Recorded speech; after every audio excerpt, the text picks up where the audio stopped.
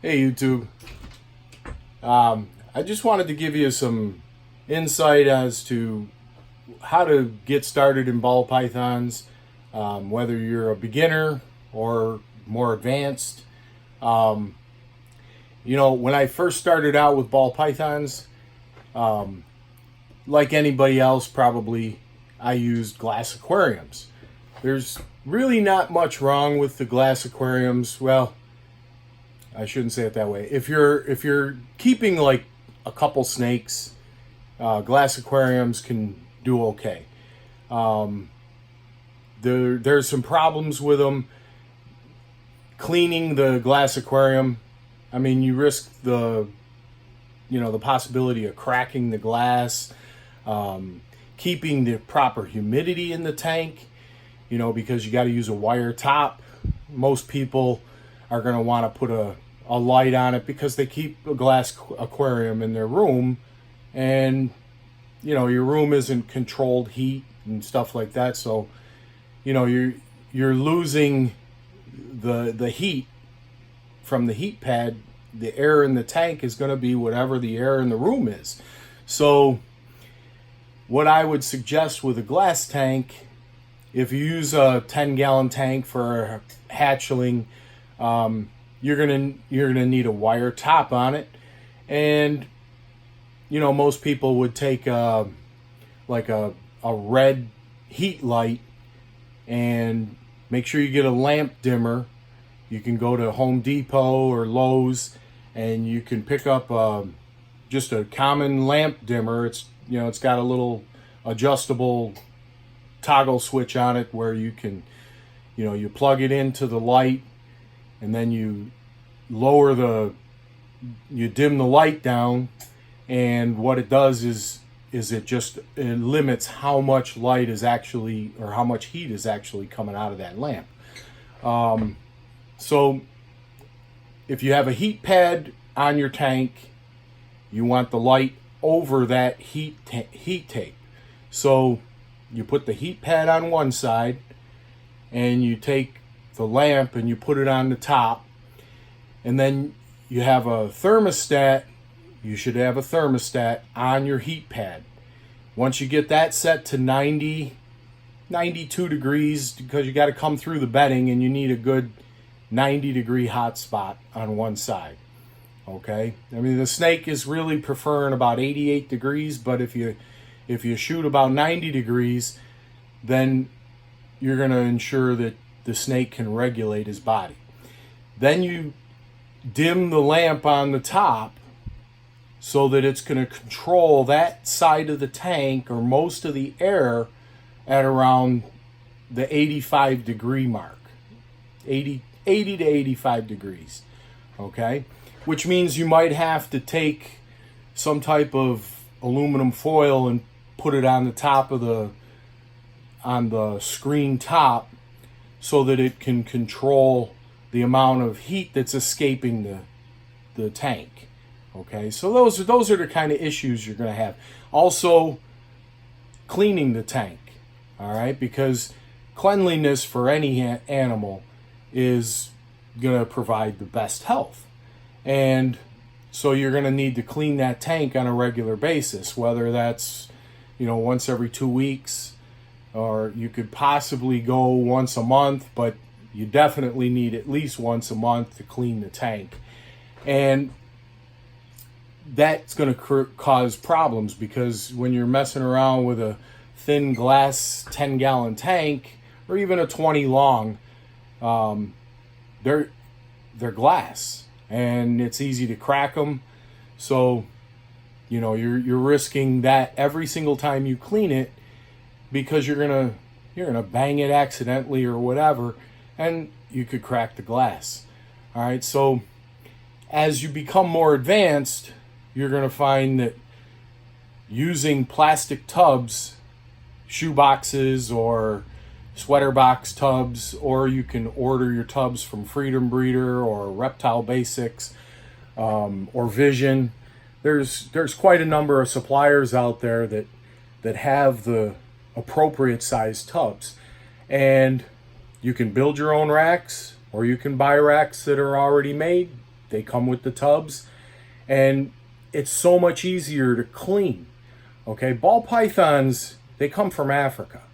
So when a ball python is in the wild, it lives in a burrow. I mean, it uses old gopher holes and whatever kind of holes it can find that were made by other animals, and it'll go down in there and it'll take up residence. You know, usually it's an old burrow or something like that, but they prefer to live underground. Well, it's dark underground 24/7. All right, there's no lights under there, but the temperature is the proper temperature for the ball python. He'll find a burrow that suits him fine. And so they're a nocturnal animal, so they're going to come out at night. So having a ball python in a dark tub 24/7 is just what they want. Okay? So that's why they thrive in the dark tubs that most people are using. All right, you can use clear tubs. There's nothing wrong with that if you like to visually see your ball python, but you know, you got to have a light cycle. And like I said, they prefer to be out at night. So during the day, you know, they're probably going to want to hide, you know, to stay comfortable. And, you know, so those are the kind of issues you're going to run into. What I chose to do is basically I turned one of my spare bedrooms into a tank. Okay, so what does that mean? It means I have to regulate the inside of that room at the proper temperature. And for that, I use a space heater that's on a thermostat, and I keep it controlled at the 82 to, you know, sometimes I run at about 84 in here. Like right now in the summer, I'll keep the temperature around 84. That way I can lower my heat tapes in the tubs, and it provides the proper temperature gradient that I'm looking for. You always have to be aware of your temperature. So I would advise what you do is you get a heat temp gun, and I'll show you those things in a second. There's quite a few things that I think are necessary, you know, for working it appropriately. Like you need a good sink. Okay, I mean, you're going to need to clean your tubs on a regular basis. And so what I'll do is I'm going to turn this around and show you some things. I'm in the snake room right now, and just explain a few things. Okay, so this is my snake room. Okay, and like I said, I use a good sink. I've seen people get deep sinks that are, you know, just the white tub basement deep sink that you use for a washing machine. But what I did was I got this stainless steel unit. You can buy it at, I think it's called webstaurant.com or something like that. It's like it's like online restaurant supplies. Okay, and they ship it to you and you can install it. It's fairly simple to install, and it's big enough to hold the biggest tubs that you'd want to clean. That's the problem I found, is that, you know, I never had enough room in the sink to properly clean the tubs that I had. Now, I used to use the regular shoebox size. Okay, and if you go to Home Depot, you can buy these. They're probably like $1. This is great for a hatchling, but it doesn't last long, because the problem is you don't have the length that you need to get a good proper gradient. So what I've done is I use the Vision tubs, and Vision makes, they're a lot shorter. Okay, let me show you this. I think they're like 3.5 inches tall. Okay, but they're a lot longer than the standard shoebox tub. And what that does is it gives you a lot more length to get a good proper gradient in the tub. And you can still keep a good size snake in there at least up to a year, I would say. Unless you're really feeding it quite often. But they love the tub. And sea serpents makes a good rack, and they work really good, and they have that size, okay? But these shoe boxes, standard dollar tubs, they work great. And at Home Depot you can buy the melamine shelving, and you can put one together fairly cheap. And eventually I'll show you how to do a rack. I can probably show you how to do a rack for these and the longer tubs, because I've built most of my racks. I've always done it because, I mean, face it, I ain't got $3,000 to drop on a Freedom Breeder rack, and a lot of people starting out don't have that either. But if you got it, I would recommend it. Freedom Breeder or ARS, they make a great rack. And this thing is my incubator. Glass is kind of, I don't know. It's got the double pane glass, so it's hard. You can't get it apart to clean it. So, anyway, that's my incubator. Some eggs in there.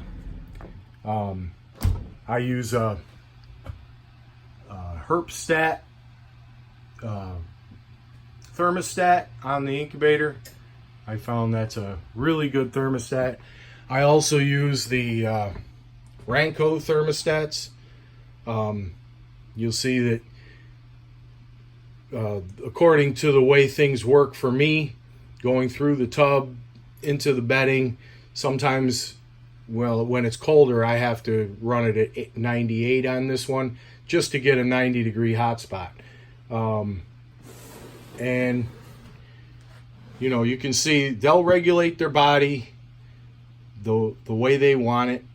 I recommend, let's see here. This is a temp gun. You can buy these at Home Depot. You can buy them online. This one's from Harbor Freight. And all you do is you just pull the trigger, and like I'm shooting it on the snake right now, and you can see that it, let's see if it shows up here. Well, it says 84.5 on it, but I don't know if you can see that. And you can shoot the hot spot, which would be in the back, and I'm reading 89.5. Not sure if, well, that spot was 90.5. So you're going to get the gradient. The snake will be able to find where it wants to be. So the tubs, they work great. This one here is Orange Dream Spider Orange Dream. And they like, they regulate themselves, and these are just different styles of racks that I've made just to try out different things. And like I said, the room is regulated. I use a space heater, which are the oil-filled type. I don't recommend any of the kind that have the electric coils.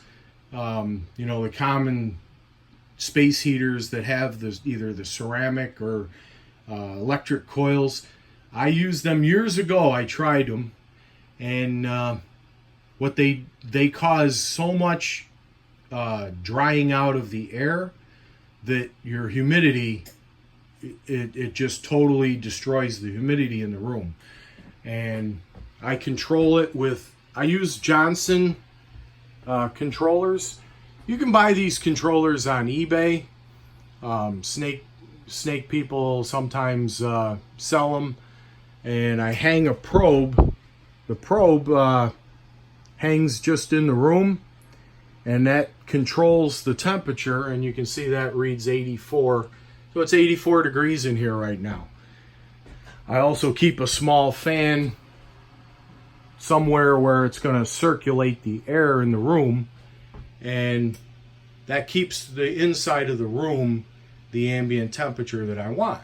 So I've created a gradient, and the snake can regulate to one side of the tank, or he can go to the back side of the tank, and he can get the heat that he needs, or he can come to the front and he can be right around the 84 degree mark. And so it works great. I also took the carpeting out and put a laminate floor in. That way it's easy to sweep up in here. You'll drop bedding or whatever.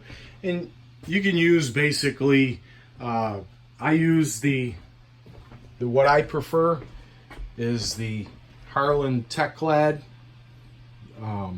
aspen bedding. It's not the shavings, as you can see here. It's more of I always said it looks like pine needles or something, but it's to me it works great. I've always used it for boas and ball pythons. I think it works great. I've tried the coconut. I think it works great, but it's whatever your preference. I just like the aspen better. It suits me fine. As far as humidity, what I do is I take my water bottle and just spray the snake. All right, if the snake's going into shed, you want to spray them. And they like the humidity. It works fine. And you don't want to soak the tank down, because you want it to be able to dry out. Because if you don't, you're going to get a lot of mold. A damp, warm area is going to grow mold. So that's what I do. What else can I tell you? As far as cleaning tubs, I recommend Dawn dish soap. You can get this kind, you can get the green one. It don't matter what color, what flavor. And I also use the F10. You can buy that from Reptile Basics. They sell it. Sometimes you can get it on eBay. But one thing I'll say is, I know there's a lot of people using the F10, and the way they talk about it, it almost seems like that's all they use. They may use the Virusan, which I use that occasionally too. It's good to change it up, because basically this stuff kills bacteria and viruses. Okay, but it's not cleaning your tub. Okay, you may think it's cleaning your tub, but what I would suggest is go ahead and use this for your dishes. When you get done eating dinner, go ahead, clean your dishes with that, and see if you're going to want to eat off of them. I'm not. I wash things with soap and water, make sure it's clean first, and then I give it a spray of this. This stuff has like a 10-minute set time. You spray it on, and you got to leave it on for at least 10 minutes to work effectively. So if you have soil in your tub and you didn't get it all, it may not get down to the bottom where the tub is. Okay, so the way I look at it is you got to clean that stuff first, spray it with F10, now you're clean. Okay, I mean, I would eat out of my snake tubs after I'm done cleaning them, because I know they're clean. And so anyway, that's about it for this video. It might have been a little bit longer than I had liked, but I wanted to just give you a breakdown of a few of the basics, and maybe even some of the advanced people might have learned something here. All right. Well, have a great day, and enjoy your hobby breeding ball pythons.